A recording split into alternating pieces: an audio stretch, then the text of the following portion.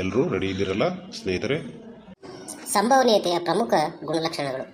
ಒಂದನೇದು ವ್ಯಾಪ್ತಿ. ಸಂಭವನೀಯತೆ ವ್ಯಾಪ್ತಿ ಎಲ್ಲಿಂದ ಎಲ್ಲಿರುತ್ತದೆ ಅಂದರೆ, ಯಾವುದೇ ಘಟನೆಯ ಸಂಭವನೀಯತೆಯು 0 ಮತ್ತು 0 ಮತ್ತು 1ರ ನಡುವೆ ಇರುತ್ತದೆ ಅಥವಾ ಸಮನಾಗಿರುತ್ತದೆ. 0ಗೆ ಸಮವಾಗಿರಬಹುದು ಅಥವಾ 1ಕ್ಕೆ ಸಮವಾಗಿರಬಹುದು. 0ಗಿಂತ ಹೆಚ್ಚು ಅಥವಾ ಸಮ, 1ಕ್ಕಿಂತ ಸಮ ಅಥವಾ ಕಡಿಮೆ ಆಗಿರುತ್ತದೆ ಎನ್ನುವುದನ್ನು ನೆನಪಿಟ್ಕೋಬೇಕು. ಇದನ್ನು ವ್ಯಾಪ್ತಿ ಈ ರೀತಿ ಬರ್ತೀವಿ: 0ಗಿಂತ ಹೆಚ್ಚು ಅಥವಾ ಸಮ, ಅದೇ ರೀತಿ 1ಕ್ಕಿಂತ ಕಡಿಮೆ ಅಥವಾ ಸಮವಾಗಿರುತ್ತೆ. ಇದನ್ನು ನೆನಪಿಟ್ಕೋಬೇಕು.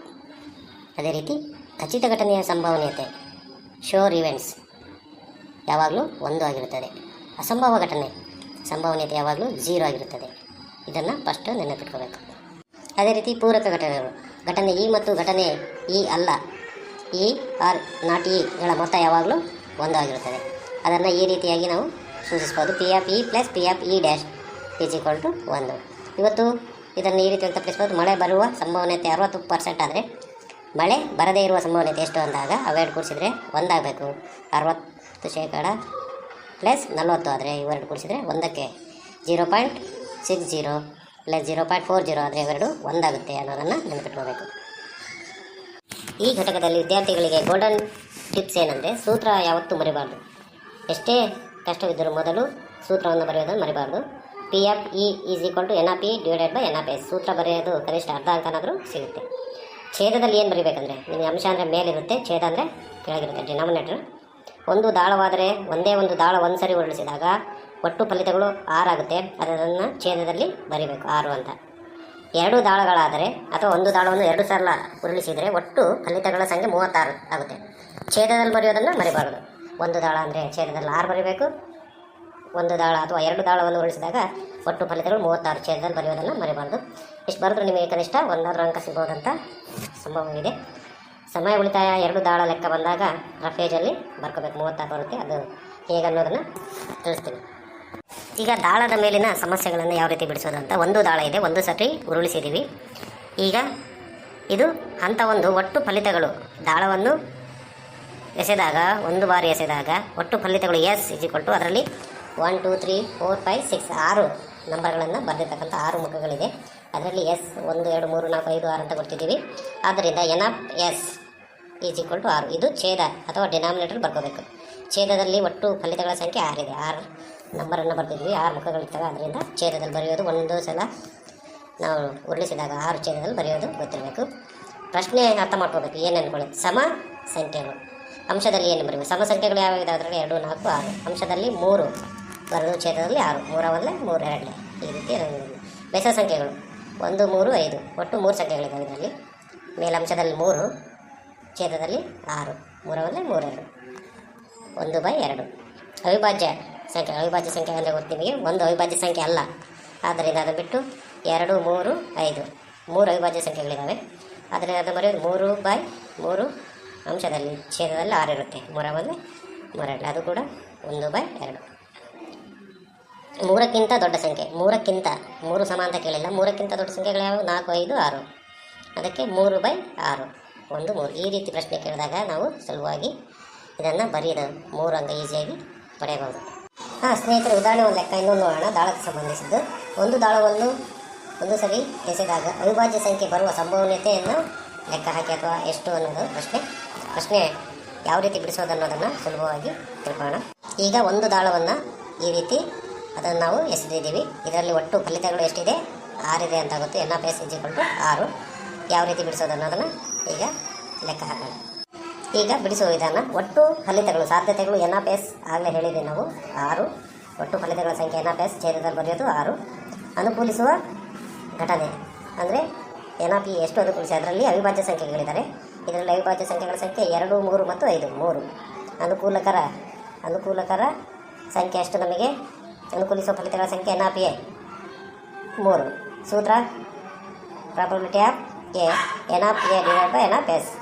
ಅಂದರೆ ಛೇದದಲ್ಲಿ 6 ಒಟ್ಟು, ಅಂಶದಲ್ಲಿ 3 ಫಲಿತಗಳನ್ನು ಬರೀತೀವಿ. 3 1 3 2 ಎಷ್ಟು ಬಂತು? 1/2. ಈ ರೀತಿ ನಾವು ಒಂದು ಅಂದರೆ ಡೈಸ್ ದಾಳದ ಸಮಸ್ಯೆಗಳು ಕೊಟ್ಟಾಗ ಈ ರೀತಿ ಸುಲಭವಾಗಿ ಬಿಡಿಸಬಹುದು ವಿದ್ಯಾರ್ಥಿಗಳೇ. ಈಗ ವಿದ್ಯಾರ್ಥಿಗಳೇ, 2 ದಾಳಕ್ಕೆ ಸಂಬಂಧಿಸಿದ ಪ್ರಶ್ನೆ. ಕೋಷ್ಟಕ ಯಾವ ರೀತಿ ಬರೀಬೇಕು, ಒಟ್ಟು ಫಲಿತಗಳ ಸಂಖ್ಯೆ ಬರೆಯೋದು ಹೇಗೆ ಅನ್ನೋದು ಭಾಳಷ್ಟು ವಿದ್ಯಾರ್ಥಿಗಳು ಗೊಂದಲ ಮಾಡ್ಕೊಳ್ತಾರೆ. ಇದನ್ನು 36ರ ಕೋಷ್ಟಕ ಯಾವ ರೀತಿ ಬರೆದು ನೆನಪಿಟ್ಕೋಬೇಕು ಅನ್ನೋದನ್ನು ಸುಲಭವಾಗಿ ತೋರಿಸಿದ್ದೀವಿ. ಎರಡನೇ ವಿಧಾನ, 2 ದಾಳಗಳನ್ನು ಏಕಕಾಲದಲ್ಲಿ ಎಸೆದಾಗ 2 ಡೈಸ್. ಇದು ಭಾಳ ಮುಖ್ಯ. ವಿದ್ಯಾರ್ಥಿಗಳು ಯಾವ ರೀತಿ ಗೊಂದಲ ಮಾಡದೆ 36 ಒಟ್ಟು ಫಲಿತಗಳನ್ನು 36 ಬರೆಯುವ ಕೋಷ್ಟಕ ಟೇಬಲ್ ಯಾವ ರೀತಿ ಬರೆಯೋದು ಅನ್ನೋದನ್ನು ಸುಲಭವಾಗಿ ನೆನಪಿಡುವ ವಿಧಾನವನ್ನು ಹೇಳ್ಕೊಡ್ತೀನಿ. ಹಂತ 1, ಒಟ್ಟು ಫಲಿತಗಳು ಬರೆಯುವ ಟ್ರಿಕ್ ಹೇಗೆ ಅಂದರೆ, ಮೊದಲು ದಾಳದ ಸಂಖ್ಯೆಯನ್ನು ಸ್ಥಿರವಾಗಿ ಇಟ್ಕೊಂಡು ಎರಡನೇ ದಾಳದ ಸಂಖ್ಯೆಯನ್ನು ಬದಲಾಯಿಸುತ್ತಾ ಬರೀಬೇಕು.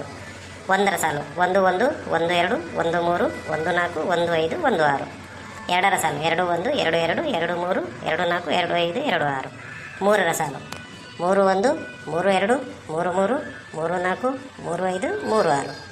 4ರ ಸಾಲು 4 1 4 2 4 3 4 4 4 5 ಮತ್ತು 4 6. 5ರ ಸಾಲು 5 1 5 2 5 3 5 4 5 5 5 6. 6ರ ಸಾಲು 6 1 6 2 6 3 6 4 6 5 6 6. ಆದ್ದರಿಂದ NF ಒಟ್ಟು ಫಲಿತಗಳ ಸಂಖ್ಯೆ 36. ಈ ರೀತಿ ನಾವು ಟೇಬಲನ್ನು ಬರ್ಕೊಂಡ್ರೆ ಅರ್ಧ ಸಮಸ್ಯೆ ನಮಗೆ ಪರಿಹರಿಸಿದ ಹಾಗೆ. 2 ದಾಳವನ್ನು ಉಳಿಸಿದಾಗ ಈ ರೀತಿ ಛೇದದಲ್ಲಿ 36ಅನ್ನು ಬರ್ಕೋಬೇಕು 2 ದಾಳವನ್ನು ಉಳಿಸಿದಾಗ. 2 ದಾಳಕ್ಕೆ ಸಂಬಂಧಿಸಿದ ಪ್ರಶ್ನೆ ಈ ರೀತಿ ಕೇಳ್ಬೋದು. 2 ದಾಳಗಳ ಮೇಲೆ ಒಂದೇ ಸಂಖ್ಯೆ ಡಬಲ್ಸ್ ಬರಬೇಕು. ಇದು ತುಂಬ ಸುಲಭ. 1 1 2 2 3 3 4 4 5 5 6 6. ಒಟ್ಟು 6 ಜೋಡಿಗಳು. ಉತ್ತರ PAP 6. ಒಟ್ಟು ಫಲಿತಗಳು 36. 2 ದಾಳಗಳನ್ನು ಉಳಿಸಿದಾಗ 36 ಛೇದದಲ್ಲಿ ಬರೀಬೇಕು. 6 ಇದೆ. ಈ ರೀತಿ ಯಾವುದಾದ್ರೂ ಪ್ರಶ್ನೆ ಕೇಳ್ಬೋದು. ಒಟ್ಟು 2 ದಾಳಗಳ ಮೊತ್ತ 8 ಬರೋದು ಅಥವಾ 10 ಬರೋದು ಅಥವಾ ಗುಣಲಬ್ಧ 12 ಬರೋದು, ಇಂಥ ಅನೇಕ ಪ್ರಶ್ನೆ ಏನು ಕೇಳಿದ್ರು ನಾವು ಸುಲಭವಾಗಿ ಬರೀಬೇಕು, ನೆನಪಿಟ್ಕೋಬೇಕು. ಒಟ್ಟು ಫಲಿತಗಳು ಛೇದವನ್ನು 36 ಬರೆದು ಪ್ರಶ್ನೆ ಏನು ಕೇಳ್ತಾರೋ ಅದರಂತೆ ನಾವು ಬಿಡಿಸ್ತಾ ಹೋದಾಗ ಇದು ತುಂಬ ಈಸಿ ಆಗುತ್ತೆ. ಅದೇ 2 ದಾಳವನ್ನು ಉರುಳಿಸಿದಾಗ ಮೇಲೆ ಬರುವ ಸಂಖ್ಯೆಗಳ ಗುಣಲಬ್ಧ 12 ಆಗಿರುವ ಹಾಗೆ ಸಂಭವನೀಯತೆಯನ್ನು ಬರೆಯಿರಿ ಅಂತ ಕೇಳ್ಬೋದು. ಯಾವ್ಯಾವ 2 6 12, ಅದರಲ್ಲಿ 36ರಲ್ಲಿ 2 6 3 4 4 3 6 2. ಒಟ್ಟು 6 ಜೋಡಿಗಳನ್ನು ನಾವು ಗುರುತಿಸಿದ್ದೀವಿ. 4 ಉತ್ತರ ನಾವು PAP = 4/36. 4 1 4 ಈ ರೀತಿ ನಾವು ಈ 2 ದಾಳದ ಸಮಸ್ಯೆಗಳನ್ನು ಸುಲಭವಾಗಿ ಉತ್ತರಿಸಿ 2-3 ಅಂಕವನ್ನು ನಾವು ಸುಲಭವಾಗಿ ಗಳಿಸಬಹುದು ವಿದ್ಯಾರ್ಥಿಗಳು. ಚೆಂಡುಗಳ ಸಮಸ್ಯೆ ಬಿಡಿಸುವ ಹಂತಗಳನ್ನು ಈಗ ತಿಳ್ಕೊಳ್ಳೋಣ. ಚೀಲದಲ್ಲಿ ಒಟ್ಟು 2 ಬಣ್ಣದ ಚೆಂಡುಗಳನ್ನು ಕೊಟ್ಟಿದ್ದಾರೆ. ಬಿಳಿ 6 ಮತ್ತು ಕೆಂಪು 4 ಚೆಂಡುಗಳು. ಪ್ರಶ್ನೆ, ಕೇಳಿದ ಬಣ್ಣದ ಚೆಂಡುಗಳ ಸಂಖ್ಯೆಯನ್ನು ಬರೀಬೇಕು. ಚೀಲದಲ್ಲಿ ಎಲ್ಲ ಬಣ್ಣದ ಚೆಂಡುಗಳನ್ನು ಕೂಡಿಸ್ಬೇಕು. ಈಗ ಬಿಳಿ 6, ಕೆಂಪು 4 ಇದೆ. ಒಟ್ಟು NF ಬರೀಬೇಕು. ಒಟ್ಟು ಎಷ್ಟು ಬರೀತೀರಾ? 10 ಚೆಂಡುಗಳೇ ಚೀಲದಲ್ಲಿ. ಎಣಿಸ್ರಿ.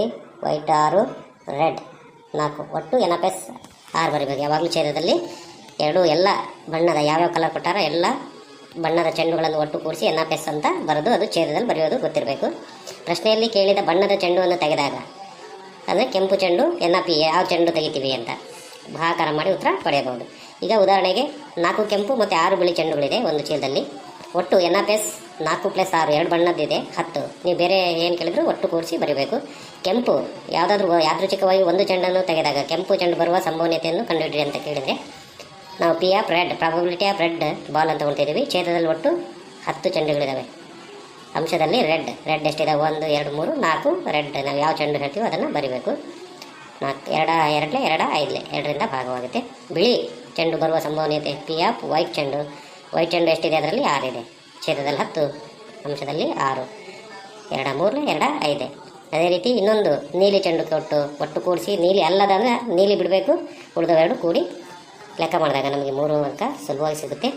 ಇದಿಷ್ಟು ವಿದ್ಯಾರ್ಥಿಗಳ ಸಂಭವನೀಯತೆಯಲ್ಲಿ. ಇನ್ನೇನಾದರೂ ಈಸಿಯಾಗಿ ತಿಳಿಸಿದರೆ ಕಮೆಂಟ್ ಮೂಲಕ ತಿಳಿಸಿ. ಈ ಪಾಠ ನಿಮಗೆ ಇಷ್ಟ ಆಗಿದೆ ಅಂತ ತಿಳ್ಕೊಳ್ತಾ, ಇಷ್ಟೇ ಆಗಿದ್ರು ಕೆಲವರು ಸಬ್ಸ್ಕ್ರೈಬ್ ಮತ್ತು ಲೈಕ್ ಮಾಡಲ್ಲ, ಎಲ್ಲರೂ ಮಾಡಿ ಮತ್ತೆ ಇಂಥ ವಿಡಿಯೋವನ್ನು ಹೆಚ್ಚೆಚ್ಚು ಮಾಡೋಕ್ಕೆ ಪ್ರೇರಣೆ ಆಗುತ್ತೆ ಅಂತ ಹೇಳ್ತಾ, ಹ್ಯಾವ್ ಎ ನೈಸ್ ಡೇ.